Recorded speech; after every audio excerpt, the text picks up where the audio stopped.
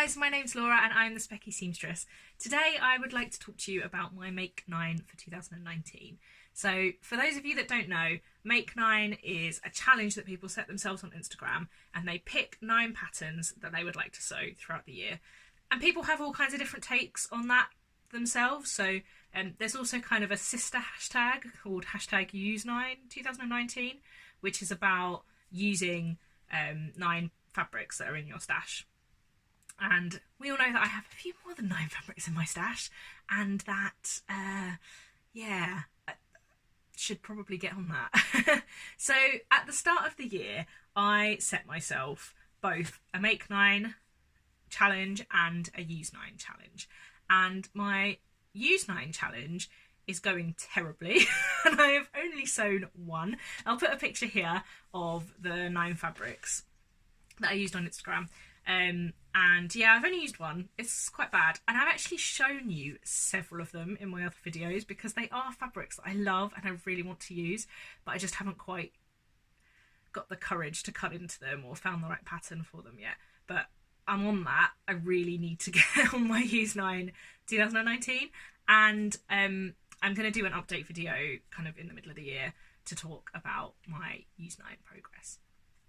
But back to Make 9. So I realised that Make 9 being an annual challenge is something that most people talk about in January. But there's two main reasons that I want to talk about it now. One is that I didn't have a YouTube channel in January, so I didn't share it. But the reason that I kind of want to update you guys about it is because I watched Gemma's video on Make 9 for this year. So that's Gemma from A Girl So Geeky, and she's taken a bit of a different view on her Make 9 this year, which is 3 patterns she wants to sew, 3 fabrics she wants to use, and 3 crochet projects that she wants to finish, which I think is kind of cool. And she made me realise that I really didn't need to stick to my Make 9 challenge if I didn't feel it was suitable anymore. What a revelation, you know, a personal challenge that I've set myself for myself. I can change. Madness. Thanks, Gemma, for knocking some common sense into me there, because I set my Make 9 challenge on January the 1st. It was the only New Year's resolution I did, and on January the 1st, not only did I not have a YouTube channel and had only been sewing for 4 or 5 months, but also I had never sewn with stretch fabrics. I had never sewn anything other than a dress and a skirt.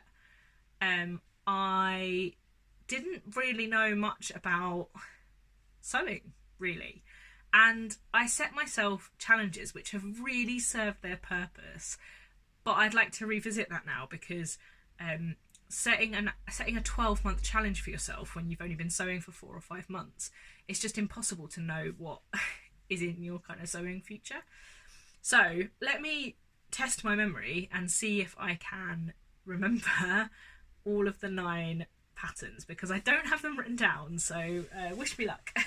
So there is 4 from Tilly and the Buttons: the Frankie tee, the Joni dress, the Freya sweatshirt, and the free slipper boot pattern that's on their blog. The first 3 are from the stretch book. The New Look 6301 mock wrap jersey dress, the Fulton blazer sweater, the Sew Over It ultimate trousers, the Butterick B6169 moto jacket, and a shirt dress. I put in that it was probably going to be the So Many Dresses So Little Time basic bodice shirt alteration dress. So that was my 9 challenges. I actually filmed this just now and only talked about 8, even though I was counting on my fingers. I got to 8 and I said, so that's my 9. No. So of those 9, I have now sewn 6. So the 6 I've sewn are the Frankie tee, the Freya sweatshirt, the Joni dress, the moto jacket, the 6301 mock wrap dress, and the So Many Dresses So Little Time shirt dress. And I have not sewn the Fulton blazer sweater, the ultimate trousers, and the slipper boot. And I only want to sew one of those. I don't want to sew the Fulton blazer sweater or the ultimate trousers anymore. And I was starting to feel bad that I wasn't sure if I was going to sew them. And that's just stupid. There are valid reasons. And even if there wasn't a valid reason and I just didn't want to sew them anymore, that is also a valid reason. So yeah, don't need to feel guilty about that or bad about it at all. But I was starting to feel bad. And then Gemma's video kind of reminded me that this was a personal challenge and I was able to change them if I wanted to. But the reason that my choices were what they were is because I thought at the time, I'm going to set myself some challenges to learn to sew stretch fabrics, and then I'm going to set myself some slightly harder makes to sew later in the year. But I've already sewn 6 of them, and the two the kind of really challenging ones that I thought were going to be really much later on in the year, which was the Fulton blazer sweater and the sweater blazer, the Fulton blazer, which is a knit fabric pattern, and the ultimate trousers, I thought they were going to be way later on in the year, but I've actually already sewn alternatives that I like better, or am in the process of sewing an alternative that I like better in the case of the blazer. And it seems silly for me to keep them as they are, and bearing in mind I have had such a kind of mad few months where my sewing skills have kind of really come on, it would be good to set myself some more challenges for the rest of the year.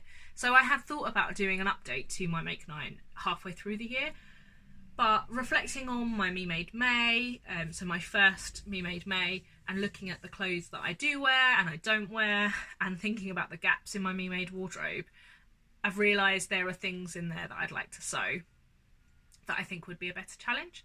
So I haven't decided on all the patterns yet. The 3 Tilly and the Buttons patterns from the stretch book were really there to try and stretch my sewing ability, and they totally did that. I have sewn lots of stretch fabrics now. I love my Frankie T sweatshirts that I make myself, and I make them pretty regularly. The Freya sweatshirt, so I make sweatshirts out of the Frankie t-shirt, and I make t-shirts out of the Freya sweatshirt just because. So the B6169, the moto jacket, I want to leave my moto jacket on there as my new make 9 because when I made the jacket it was definitely a stretch, like it was definitely beyond my capability, and I didn't understand the pattern instructions for the lining, so for the kind of fully lining the jacket, and I just fudged it and top stitched everything down, and it wasn't that great, and it doesn't hang very nicely, so I haven't worn it very much. But I've since learnt how to line a jacket properly using my ever-present in videos Cascade duffel coat, so I definitely want to unpick that and give it another go. And I also want to make another one of those in a denim that I have mostly cut out from leftovers from my husband's old jeans, so fingers crossed I can make another one of those, and that will be a real staple in my wardrobe. If I could make a couple of those, like a really casual one and a slightly smarter one, I'll get a lot of wear out of them, so that's a good one to make, I think. The New Look 6301 wrap dress is also going to be a wardrobe staple for me. I've got 3 of those cut out to try and sew this week because they're really great for work. It's, yeah, again, I'm pleased I did it. I discovered that pattern from Abby at the Crafty Pinup and loved all of her versions. I'm very happy with the versions I've made and will continue to make them. So that's kind of 4 patterns really that I'd like to change up because I've made them, and I'd like to set myself a new challenge. And then there's 2 that I would like to change up because I don't think I want to make them anymore. So the ultimate trousers are like the trousers of the internet sewing community. You know, everyone tries them and makes them, and this is kind of true of my reason for picking the Fulton blazer sweater as the blazer sweater as well, is because everyone talks about them, and so I kind of got drawn into the idea that meant that I had to make one, and that if I was going to make trousers, it had to be the ultimate trousers.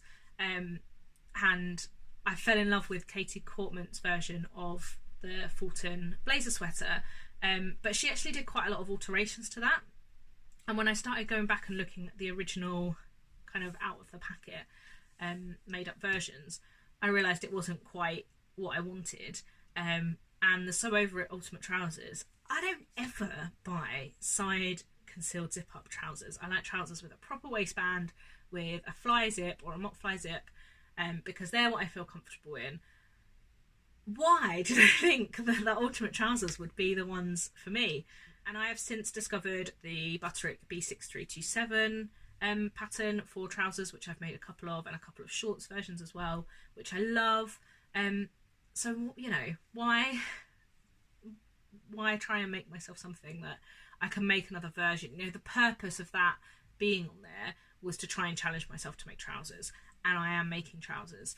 So I think it's time for me to add a new challenge in there for that, and the same as the blazer. So the blazer I'm going to replace with the Butterick 5926, so that's Butterick 5926, which I have this fabric to try in, because I really love the idea of a knit blazer that I could wear to work, because I don't work somewhere really smart, but it would be nice, I do work in an office, it would be nice to have a couple of blazers that I could wear if I'm at conferences or if I'm at a kind of smarter event or something. So, but I still want to be comfortable. I do at some point want to sew myself a proper tailored blazer, but I feel more comfortable in jersey blazers and ponte blazers and things like that. So I would rather sew myself those first. So I've ummed and ahed about putting the Jessica blazer on my new makenine, but I don't think I'm going to. I think that might be a next year pattern, but we can reassess this as we go. So that's one that I've replaced. The second one that I'm replacing is the Sew Over Ultimate Trousers, which I'd like to change up with the Juniper trousers from Seamwork, which I own already and will cut out with the beautiful wool fabric that I got in Perth, which is in my video, which I'll link here, about fabric shopping in Perth and Glasgow. Then I'm a bit more stuck, so I've got 4 more spots to replace things, and I want to make a full length cascade duffel coat in a wool knit fabric that I've got from the textile centre. So I definitely want to make myself that. So that's one. And then I've got 3 more, I don't know. I've got a number more patterns that I'd like to fit into my year. And I'm not really sure what. I'm always setting myself new challenges. I've been sewing the Sirocco jumpsuit. This is the Zadie jumpsuit, which I love, but is a bit of a sneak peek because this is my next Minerva crafts make, so I won't show you all the details now. I've been sewing, you know, new and different things all year, so I'd really like your input. What patterns do you think I should put in my new Make 9, and why? Because I'd love to know, and I'd love to hear what patterns you're setting yourselves challenges with. How is your Make 9 going? Are you being successful? Are you ticking things off or wanting to change things up? Because I'd really love to hear how you're finding Make 9. Anyway, that is my video for Me Made May this week. It's a bit rambly, I'm sorry, it's got quite long. Please remember that you can still enter my giveaway, where I will link the video somewhere that you can find out how to enter and win some great prizes. You can enter until Friday the 31st of May. And yeah, see you again soon. Please subscribe if you haven't done so already, and let me know what you thought of this video in the comments box. Bye!